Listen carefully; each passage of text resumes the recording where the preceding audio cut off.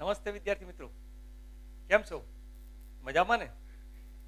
સરસ રીતે ઉત્તરાયણ મનાવી હશે તમે. ઉત્તરાયણ પર તમારી અગાસી પર તમે તમારા મિત્રોને બોલાવ્યા હશે, હોકારો પણ કર્યો હશે અને પતંગ ચગાવી અને આખો દિવસ ખૂબ આનંદ કર્યો હશે. હવે અહીં પરીક્ષાના મંચ ઉપર તમારા મિત્રો છે કે નહીં સાથે? અને ન હોય તો અહીંથી અમે સતત તમને અપીલ કરી રહ્યા છીએ કે તમારે તમારા મિત્રોને આ કાર્યક્રમમાં જોડવાના છે. તમે સૌએ આ ચેનલને શેર કરી હશે, લાઈક તો સૌએ કર્યું છે, પરંતુ વિદ્યાર્થી મિત્રો વધુ ને વધુ તમારા મિત્રો જોડાય એટલા માટે અહીંથી અમારો પ્રયાસ છે. તમે પણ આ પ્રયાસમાં સહભાગી થાઓ એવી અમારા સૌની ઈચ્છા છે. તો આપણે જે પરીક્ષા માટે તૈયારી કરી રહ્યા છે એ NMMSની પરીક્ષામાં વધારે સારું રિઝલ્ટ આપણે લાવી શકીશું. આ અગાઉ મેં પ્રકાશના પરાવર્તનના 2 એપિસોડ તમારી સામે રજૂ કર્યા હતા. તમારા ઘણા બધાના પ્રતિભાવ પણ મળ્યા છે, તમને સૌને એમાં મજા પણ પડી છે. આજે એ જે પ્રકરણ છે એનો ત્રીજો જે થોડોક ભાગ બાકી રહી જાય છે એના વિશે ચર્ચા કરવાના છે. ચાલો આપણે સૌ આગળ વધીએ.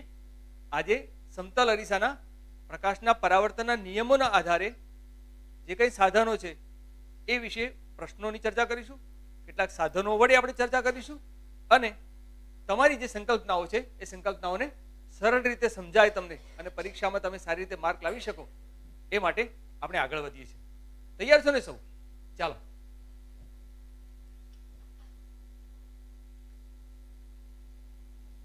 વિદ્યાર્થી મિત્રો, જ્યારે આપણે ઉત્તરાયણના આગળના દિવસે છૂટા પડ્યા ત્યારે મેં તમને એક પ્રશ્ન આવો જ પૂછ્યો હતો કે સમતલ અરીસામાં કયો મૂળાક્ષર નહીં ઉલટાય, બદલાય નહીં એવો મૂળાક્ષર. મેં જે વસ્તુ બતાવી હતી એ એમને એમ મારી પાસે આજે છે. એટલે તમે જોઈ શકો છો કે અહીં મેં કેટલાક અક્ષર લખેલા છે અને આ તરફના અરીસામાં તમે એ અક્ષરને સારી રીતે જોઈ શકતા હશો. એ પણ વાત કરી હતી કે કેટલાક મિરર ઇફેક્ટ વાળા અક્ષરો જે છે એ ઉલટ સુલટ થાય છે. મેં તમને 26 અક્ષરો અરીસા સામે મૂકીને જોવાનું પણ એક કામ સોંપ્યું હતું, તમે સૌએ જોયું હશે. તો આજે એના આધારે આપણે સારી રીતે જવાબ આપી શકીશું. ઘણા બધા મિત્રોના જવાબ આપણને મળી રહ્યા છે. સતીશનો જવાબ મળી રહ્યો છે, ક્રિશ પટેલનો જવાબ મળી રહ્યો છે, ઘણા બધા મિત્રોના જવાબ મળી રહ્યા છે. બધા જ મિત્રો કહી રહ્યા છે કે આઈ બરાબર છે અને વિકલ્પ આપી રહ્યા છે બી, એકદમ સાચો વિકલ્પ છે. હવે તમને સમજાયું છે કે આ જે વિકલ્પ છે ડી, એ જો આપણે અહીં રાખીશું તો ડી જે છે એ ઉલટાઈ જશે, એટલે ડી જે છે એ ડી આપણો આવો થવાનો થઈ જશે. આઈ જે છે એ અરીસામાં એમને એમ જ રહેશે, તમે જોઈ શકો છો. પછી એલ છે એ એલ આ પ્રકારે થઈ જશે અને એસ જે છે એ આવો ઉલટાઈ જશે. તો સાચો જવાબ બધા જ મિત્રો લગભગ આપી રહ્યા છે અને હવે વાત સમજાઈ ગઈ છે. આના આધારે કોઈ પણ મૂળાક્ષર તમને પૂછાશે તો તમે જવાબ આપી શકશો કે તમારો જે જવાબ છે એ જવાબ આ સાચો છે. ઓકે, તમને વાત સમજાઈ ગઈ છે મિત્રો? ઓકે, ચાલો આપણે આગળ વધીએ.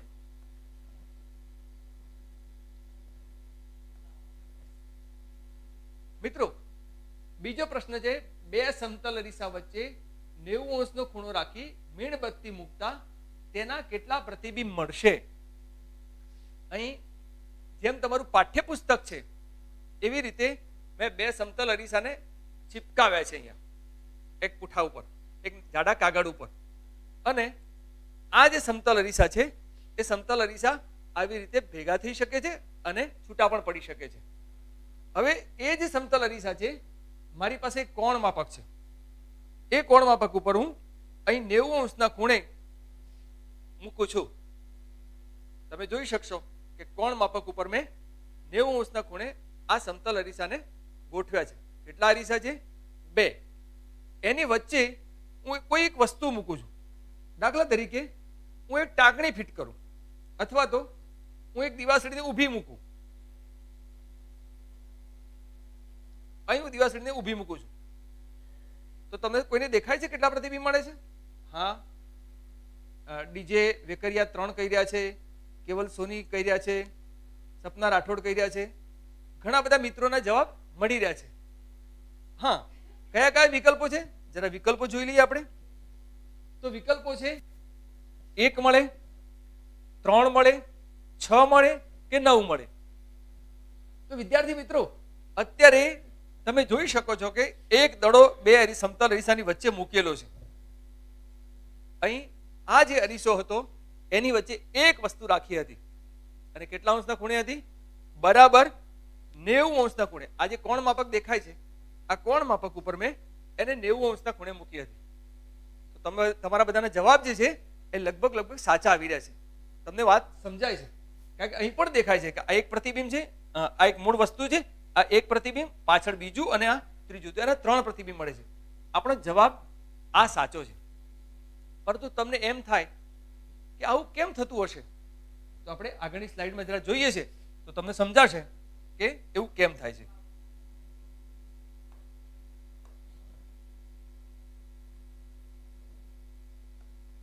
વિદ્યાર્થી મિત્રો, અહીં મળતા પ્રતિબિંબ બરાબર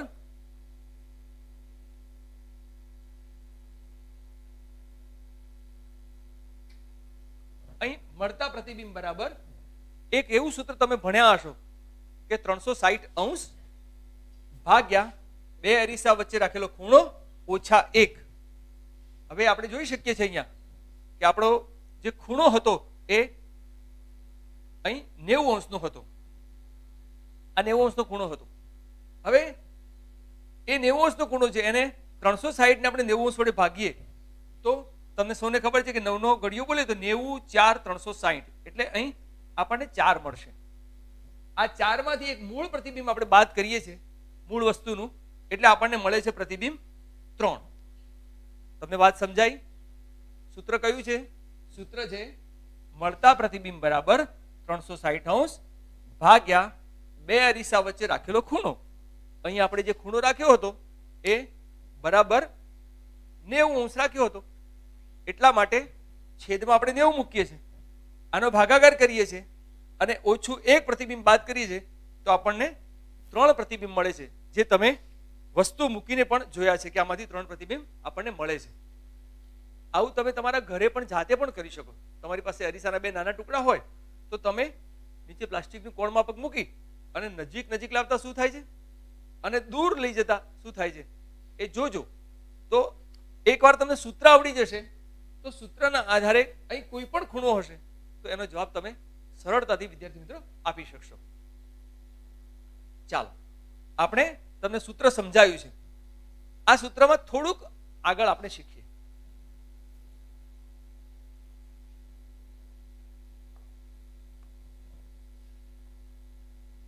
ત્રીજો પ્રશ્ન છે, બે સમતલ અરીસા વચ્ચે રાખેલ દડાના 5 પ્રતિબિંબ મળે છે, તો બે અરીસા વચ્ચે કેટલા અંશનો ખૂણો હશે? જરાક પ્રશ્ન સમજજો. આપણે આગળ પ્રશ્ન જે છે એ જોઈ લઈએ. આગળનો 2 નંબરનો પ્રશ્ન શું હતો? બે સમતલ અરીસા વચ્ચે 90 અંશનો ખૂણો છે. અહીં આ જે અરીસો મૂક્યો છે, આ અરીસો છે એના વચ્ચે બે અરીસા વચ્ચે આ 90 અંશનો ખૂણો છે. આપણો પ્રશ્ન અહીં બીજા નંબરનો આવો હતો. તો એના કેટલા પ્રતિબિંબ મળતા હતા આપણને? 1, 2 અને 3 પ્રતિબિંબ મળતા હતા. આપણે વસ્તુ અહીં મૂકી હતી, એ તમને સૌને યાદ છે, બરાબર ને? હવે આગળનો પ્રશ્ન જુઓ તો તમને ધ્યાનમાં આવશે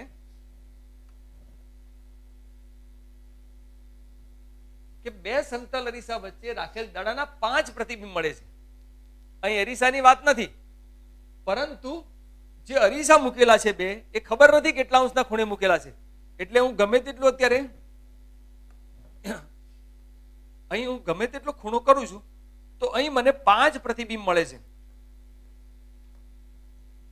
5 પ્રતિબિંબ મળે છે. તો સવાલ એ છે, તો બે અરીસા વચ્ચે કેટલા અંશનો ખૂણો હશે? આપણે આ શોધવાનું છે. પ્રશ્ન નંબર 2 માં આપણે શું શોધ્યું હતું કે આટલે 90 અંશ રાખીએ છીએ તો અહીં કેટલા આપણને પ્રતિબિંબ મળશે. એટલે બીજા નંબરનો જે પ્રશ્ન હતો એ અરીસાની પાછળ કેટલા પ્રતિબિંબ મળશે એનો હતો. પરંતુ આ જે પ્રશ્ન છે એમાં પ્રતિબિંબ નક્કી છે. પ્રતિબિંબ નક્કી છે, આપણે ખૂણો નક્કી કરવાનો છે કે ખૂણો કેટલાનો છે. 120 કોઈ કહી રહ્યું છે, કોઈ 160 કહી રહ્યું છે, બધા જુદા જુદા જવાબ મળે છે. પુનિત ડાભી કર્યા છે 120, આહિર રણજીત પરમાર કર્યા છે ડી. જરા વિચારો શું કરીએ. તો તમે જે સૂત્ર શીખ્યા છો એ સૂત્રથી આગળ આપણે એક બીજું સૂત્ર જરાક વિચારીએ અને એને સમજવાનો પ્રયત્ન કરીએ. ચાલો, પ્રતિબિંબ પરથી ખૂણાની શોધ કેવી રીતે કરવી.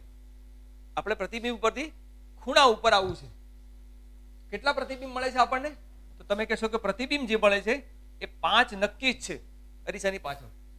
તો 5 પ્રતિબિંબ બરાબર 360 નો આપણો નક્કી કરેલો ખૂણો ભાગ્યા આપણે જે શોધવાનો છે એ ખૂણો અને આપણું જે સૂત્ર હતું -1 એ બાદ કરીએ છીએ. તો મેં 5 જ્યાં છે આ -5 હતા એને ઉલટાવીએ છીએ તો આ તરફ આવતા એ ધન થાય છે, એટલે +1 થાય છે. એટલે આના કારણે અહીં કુલ જવાબ આવ્યો 6. આ 360 એમને એમ રહેવા દીધા છે. હવે 360 ના નીચે જે ખૂણો છે એ ખૂણાને આપણે બદલીને બીજી તરફ લઈ જઈએ છીએ અને આ જે 6 હતા એને હું છેદમાં લાવું છું. તો ભાગીએ છે તો કેટલા થાય છે? તો ભાગતા તમને ખબર છે કે છાયું છાયું 36. તો અહીં આપણને 60 જવાબ મળે છે. એટલે જ્યારે 5 પ્રતિબિંબ મળે છે, આપણને 5 પ્રતિબિંબ મળે છે ત્યારે આ જે ખૂણો છે એ ખૂણો 60 નો હશે એવું કહી શકાય.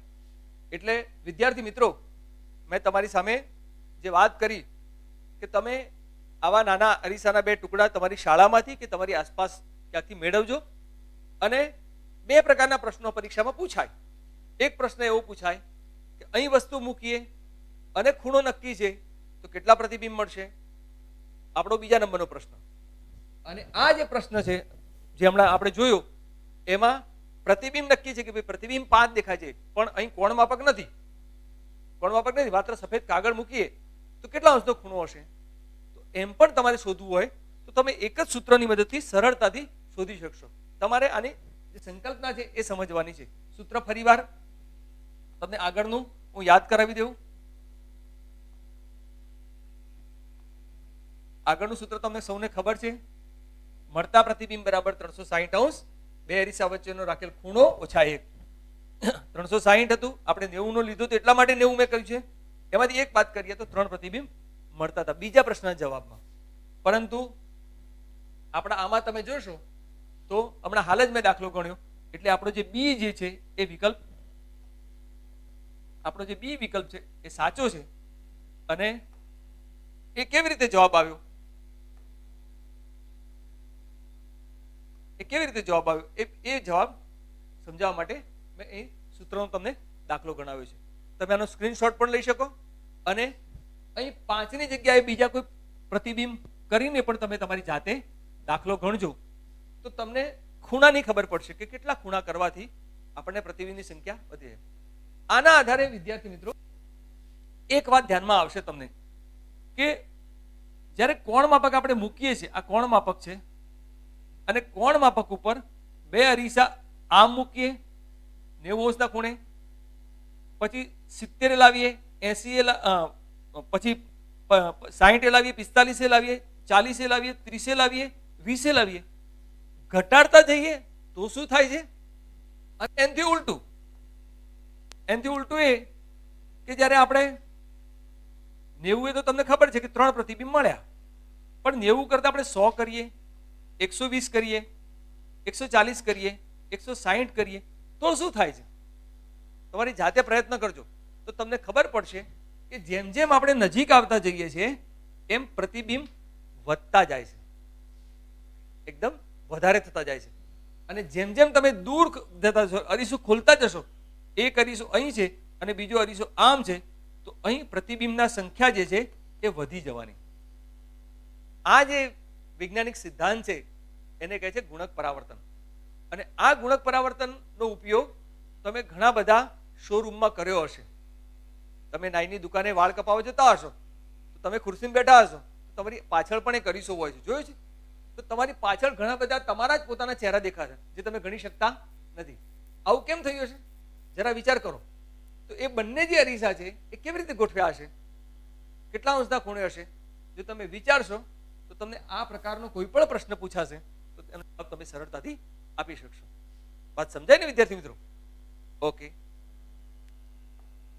ચાલો આગળ જઈએ.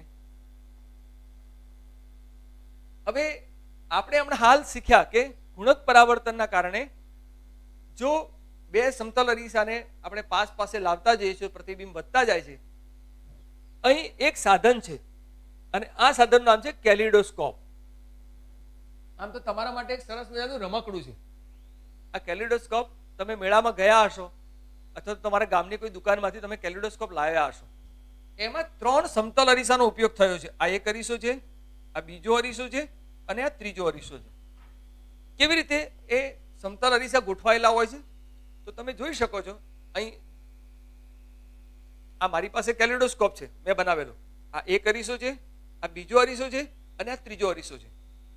કેવી રીતે બને છે? સાવ સરળ રીતે મેં બનાવ્યું છે, તમે પણ બનાવી શકશો. જો એક લાંબો કાગળ છે, એના ઉપર મેં કાચની 3 પટ્ટી લગાવી છે, સરખા માપની. થોડીક લંબાઈ, લગભગ મારી જે લંબાઈ છે એ 6 ઇંચ જેટલી છે અને આ જે પહોળાઈ છે એ 1.5 ઇંચ જેટલી છે.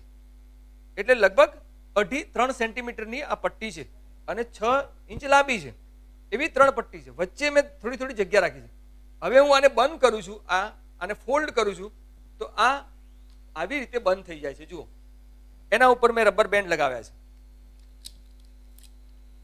આના ઉપર આવો કોઈ પણ કાગળ તમે એક તરફ બંધ કરી દેવાનો છે આપણે, અને અંદર તમે બંગડીના ટુકડા, બટન, નાના નાના જીવજંતુ કશું પણ મૂકશો અને અંદરથી જોશો તો તમને જાત જાતની રચનાઓ દેખાશે. ફરીવાર આ રચનાઓ કેમ દેખાય છે? હમણાં આગળ જ શીખ્યા.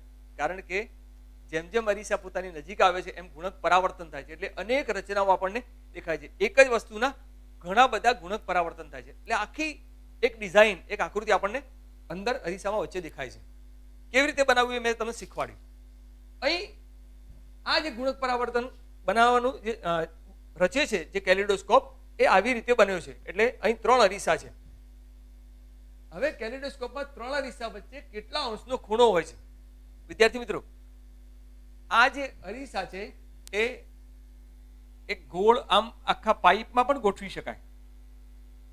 હવે ગોળ પાઇપમાં તમારે સરખા માપની પટ્ટી ગોઠવવી છે તો તમે સરખા માપની પટ્ટી ગોઠવશો એટલે ફરજિયાત એક ત્રિકોણ જેવી આકૃતિ રચાશે. આવી જ રીતે એક આવી જ આકૃતિ રચાશે, જે તમે અહીં જોઈ શકો છો.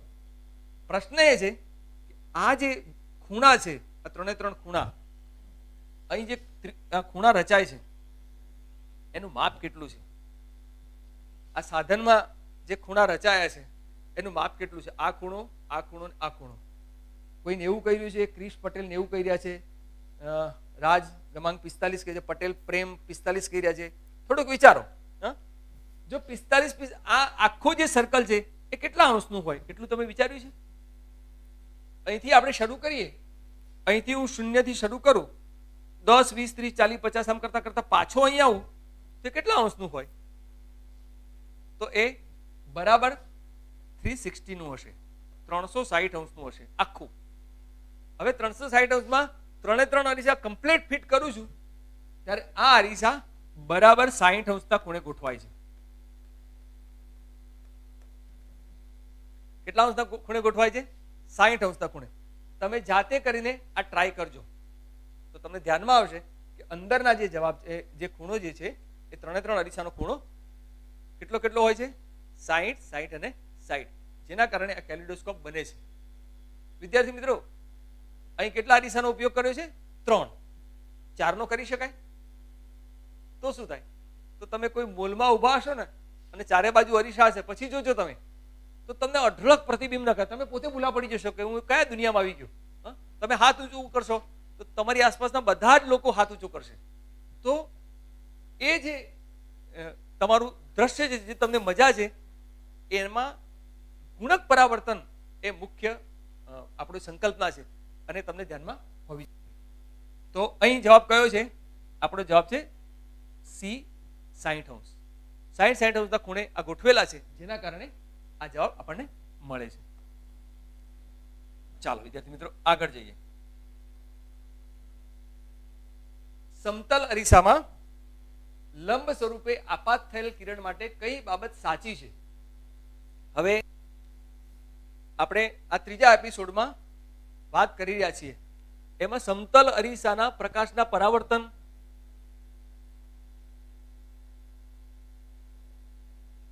સમતલ અરીસામાં પ્રકાશના પરાવર્તનના નિયમો તમને કેટલાક ધ્યાનમાં હશે તો તમને આ જવાબ આવડશે. પૂછ્યું એવું છે કે 3 શક્યતાઓ બતાવી છે. એ 3 શક્યતાઓ પૈકી કઈ શક્યતા સાચી છે એના વિશે આપણે વાત કરવાની છે. પહેલી શક્યતા છે તે કિરણ 180 અંશના ખૂણે પરાવર્તન પામશે.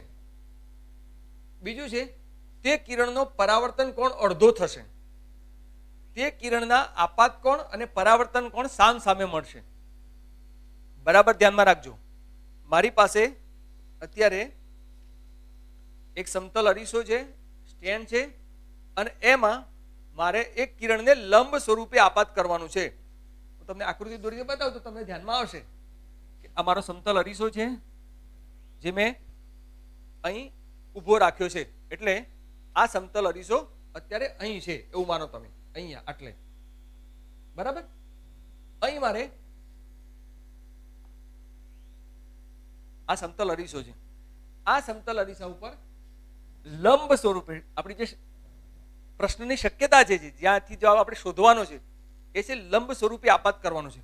એનો મતલબ મારે અહીંથી કિરણને આવી રીતે દાખલ કરવાનું છે સીધું. એટલે અહીં આપણે તે દિવસે લંબ દોર્યો તો તમને ધ્યાનમાં હશે. અહીંથી મેં લંબ દોર્યો હતો. અહીંથી જ મારે લેસર ટોર્ચ વડે અથવા જ્યારે હું રચના કાગળ ઉપર બનાવું તો મારે એ જે રેખાખંડ દોરવાનો છે એ બરાબર લંબ સ્વરૂપે દોરવાનો છે. તો તમે અરીસામાં જોશો તો શું થશે? આમાંથી કયો જવાબ સાચો હશે? તે કિરણ 180 અંશના ખૂણે પરાવર્તન પામશે. તે કિરણ પરાવર્તન કોણ અડધો થશે. આ જે પરાવર્તન કોણ છે એ અડધો થશે. આ બાજુ શું કઈ ખબર પડતી નથી. તે કિરણના આપાત કોણ અને પરાવર્તન કોણ સામ સામે મળશે. શું સાચું? આ હે સતીશ કે છે સી, પટેલ ભાવિન એ બોલી રહ્યા છે, તડવી ફિલિપ ઓકે કહી રહ્યા છે, કીર્તન 90 અંશ કહી રહ્યા છે, સંજય પટેલ નથી જવાબ આપતા, શ્રેયા સી કહી રહ્યા છે. કયો જવાબ સાચો છે? તો આપણો જવાબ છે સી. આ જવાબ સાચો છે. હું તમને આ પ્રયોગ તમારી સામે કરીને બતાવું છું. તમે જોશો તો તમને ધ્યાનમાં આવશે. મારી પાસે એક કાગળ છે. એ કાગળમાં હું લેસર ટોર્ચનું એક કિરણ જે છે એ કિરણ 90 અંશના ખૂણે આપાત કરું છું. તમે જ્યારે પ્રયોગ જોશો તો તમને ધ્યાનમાં આવશે કે જ્યારે હું કિરણને આપાત કરું છું બરાબર લંબ ઉપર, ત્યારે એ કિરણ પરાવર્તન નથી પામતું, પરંતુ સીધું જ એ અરીસામાં પસાર થઈ જાય છે. પરાવર્તન નહીં પામે, સીધું જ હશે. તમે જોઈ શકો છો? હા, તો સીધું જ જાય છે, પરાવર્તન પામતું નથી. જુઓ, એક બીજી સાધન વડે પણ હું તમને બતાવું છું. મારી પાસે એક પ્લાસ્ટિકનું બોક્સ છે નાનકડું, એમાં મેં સમતલ અરીસો ફિટ કર્યો છે, અને આગળનો જે ભાગ છે એ પારદર્શક એક કાચનો મેં ફિટ કર્યો છે, અને એક બાજુ અહીં કાણું પાડ્યું છે. આની અંદર હું અગરબત્તીથી ધુમાડો ભરું છું. તમે સારી રીતે કિરણને આપાત થતું જોઈ શકશો.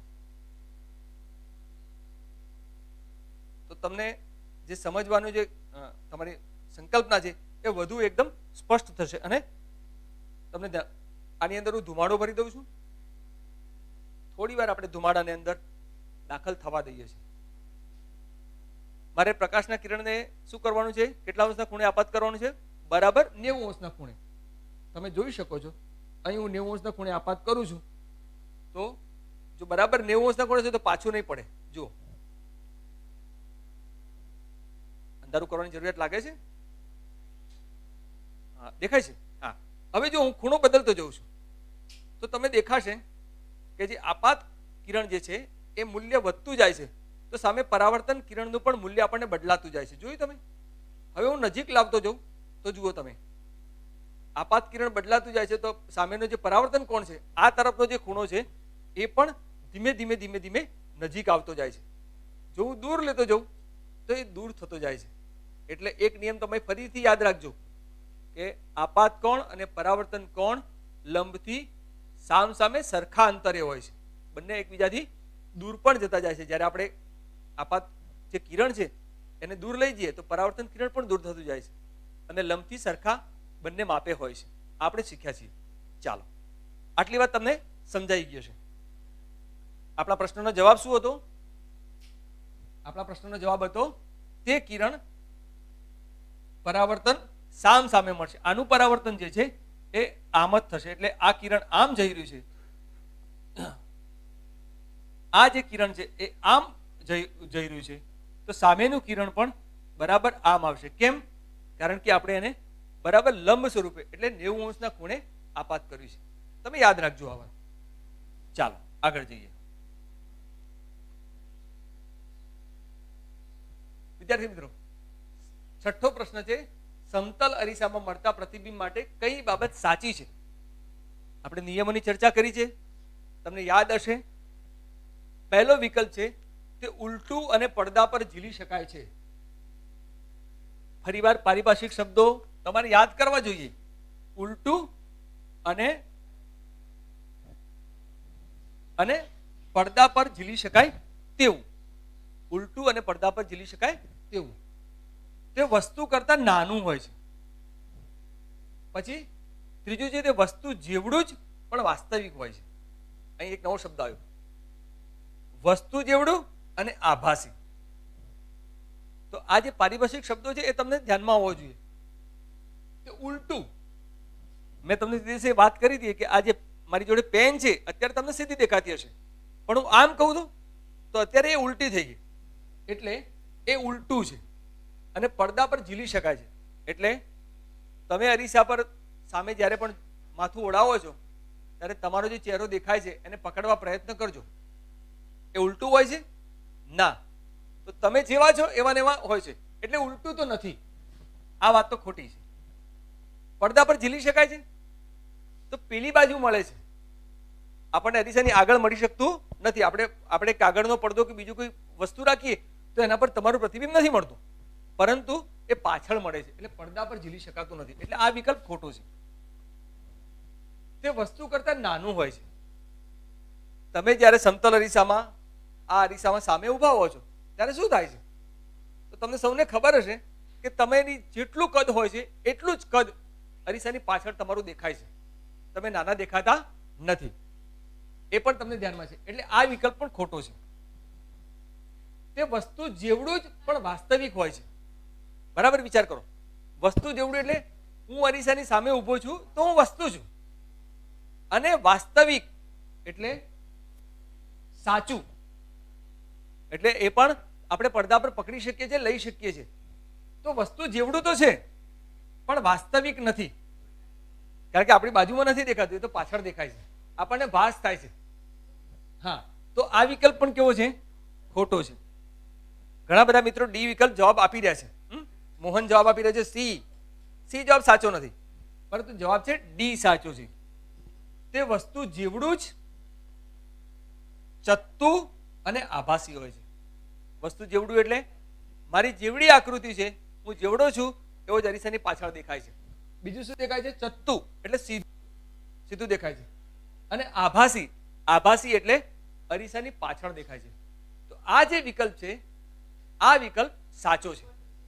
વિદ્યાર્થી મિત્રો, તો તમને આ સમતલ અરીસાના નિયમોના આધારિત જેટલા પ્રશ્નો છે એ પણ તમારી ધ્યાનમાં આવ્યા છે, અને તમને આવા કોઈ પ્રશ્નો પૂછશે તો તમે સારી રીતે જવાબ આપી શકવાના છો.